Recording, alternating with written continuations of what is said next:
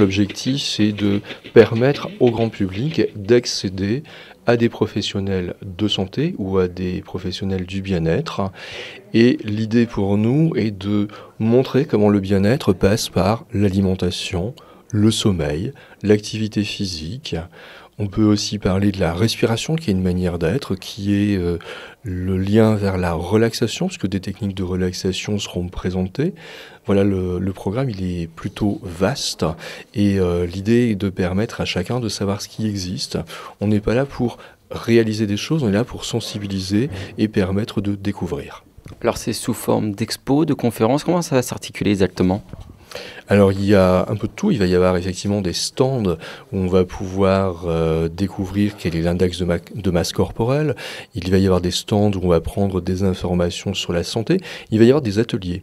Les ateliers, il y en a un sur la respiration en pleine conscience, s'apercevoir que respirer ce n'est pas que automatique, un sur l'alimentation où il ne s'agit pas d'ingurgiter très vite un sandwich parce qu'on est pressé, mais de découvrir qu'il y a des choses cachées dans l'alimentation, à découvrir des émotions.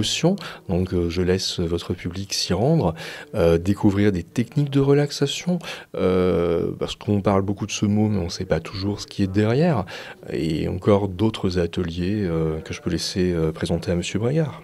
Bon, ce qu'on peut aussi, c'est que la journée va se faire en deux étapes.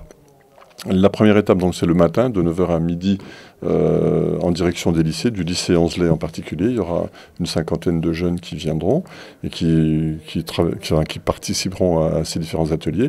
Et l'après-midi sera beaucoup plus ouvert à un large public. Et l'entrée, c'est gratuit, quoi. Donc ça se passera à la Maison de la Formation. Donc c'est le lieu, le 23 mars, de 9 h à 17 h. Et puis donc on va investir complètement les locaux de la Maison de la Formation, le grand accueil, le premier étage, la chapelle de l'Institut, la cour aussi intérieure entre la médiathèque et la Maison de la Formation, et peut-être aussi la cour du musée.